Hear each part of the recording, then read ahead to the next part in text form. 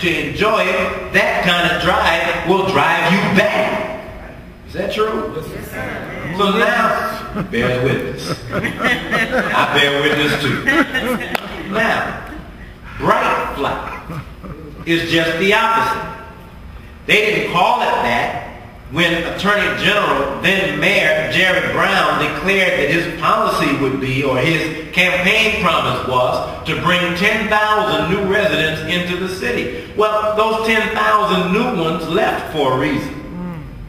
Many left because they didn't want Pookie and Ray Ray next door. So now on the return, many want to know, what makes you think I'm coming back down there and Pookie and Ray Ray are still there? Therefore, we need to clean up the community. We need to take the community back and make it safe for us that are coming from the outside. So we then found millions of dollars being invested. Not all of it initially in Oakland, much of it in Emeryville. Right. But Emeryville and Oakland are kissing cousins. You can walk out of Oakland into Emeryville from here. Right. In just a few moments of time. So how do you remove Pookie and Ray Ray? Well, if the police can't do it, let's put it on the politicians to do it. That's right.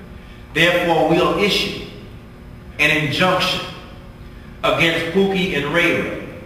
Now, if Pookie and Ray Ray, and they said, I thought I'd give them a lot of credit. So why don't we add T-Bone and K-Dog to the list? If our young brothers are known to commit crime, law enforcement has a duty to investigate and make arrests where crimes have been committed. You don't need to create a new law to make unlawful activity, unlawful activity is already unlawful. Now they've created a law where it becomes unlawful to be in a neighborhood. Now, the city attorney told us that the gang injunctions are analogous to a domestic abuse case where there is a restraining order. But what a restraining order demands is, if the wife is a member of Olivet Church and the husband that she may have a restraining order against, there's a lot of members here, so I'm sure Pastor might have seen this at least once in his ministry. The restraining order may say that the husband, if he's accused of abusing her, or the wife, if she's accused of abusing him, will have to stay out of the church when the other partner is there, and there's a distance, 50 yards, 100 yards, 100 feet. But with the gang injunction, unlike the domestic abuse case, the husband knows that the wife has gotten an injunction. The boyfriend knows that the girlfriend has gotten an injunction. In the case of the gang injunction, the accused of being in a gang has no idea who it is that's complaining. Right. It's not a resident. These people are a threat to me. I need an injunction for my personal security because these people pose a threat to me. That's not what's happening here. You got officer this one, an officer that one, an officer this one. They're looking at the people on the street who they don't like. They take down their names and they turn their names in as members of gangs, some of which have no existence on the street. Right. So then you have the North Oakland, what is it called? North Side Oakland gang. Whatever. Just make something up. Just make up a gang. Right. So they put 19 people on a list, many of whom didn't even know each other. And if you've got 19 hardened criminals who roll together, you know each other. You don't roll into trouble with people you don't know, unless they bring you to trouble. So no good gangster would allow an unknown member of the group to roll with them. They would know right away that's the police. You don't roll with us.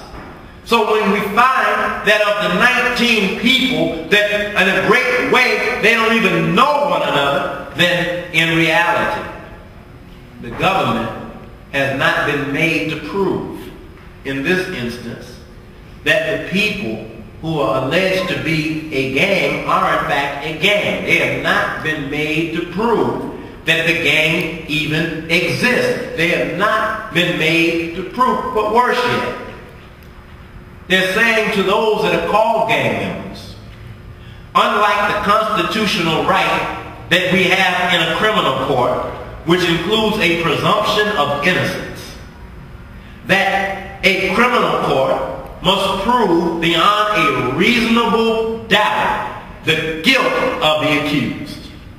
In a criminal court, the accused has the civil right to be confronted or to confront the accuser.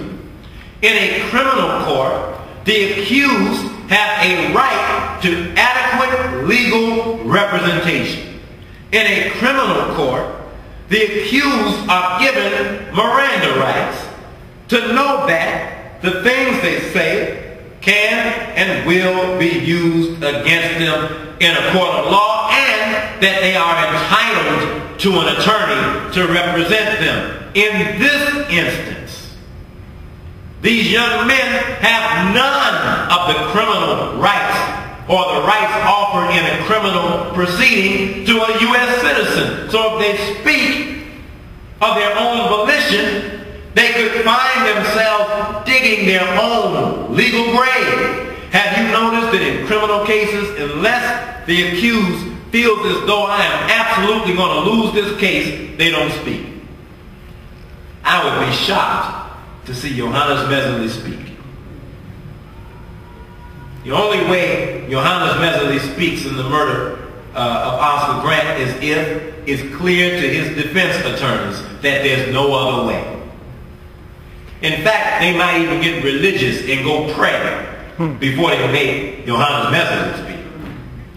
Because the accused only speak in a criminal defense if they feel there's no other way out. But in this civil case, most of the young men don't have an attorney. So now they've got to argue based on their own knowledge against the city of Oakland and its attorneys, as though they will have the legal skill to debate a case when in fact they've not been accused of a crime. They're only being accused of knowing each other.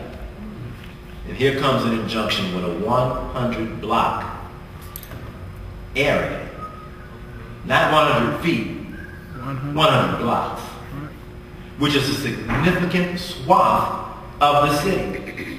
And it just so happens that the area that's been chosen to launch this program is one of those areas that is slated for redevelopment. It's no accident. None at all. When they want to redevelop, they want the land that's going to be developed to be attractive to the new customer. In every city in America where these injunctions have unfolded, there's been new development. I think they did an injunction in Chicago. And included in the era of the injunctions was the destruction. Is it Cabrini Green? Yes. And I don't know the names of the others. Robert Taylor. What are in those places now? Well, they tore them. They tore them down. They're redeveloped. Oh. Now I wonder, I was in Chicago at the McCormick, and they built some new homes around the McCormick, and I wonder who it is that they're expecting to move into these places.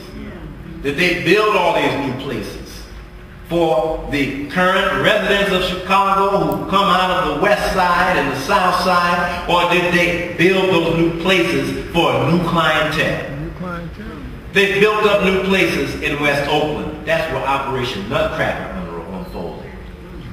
And not far from there are new developments. Who is moving?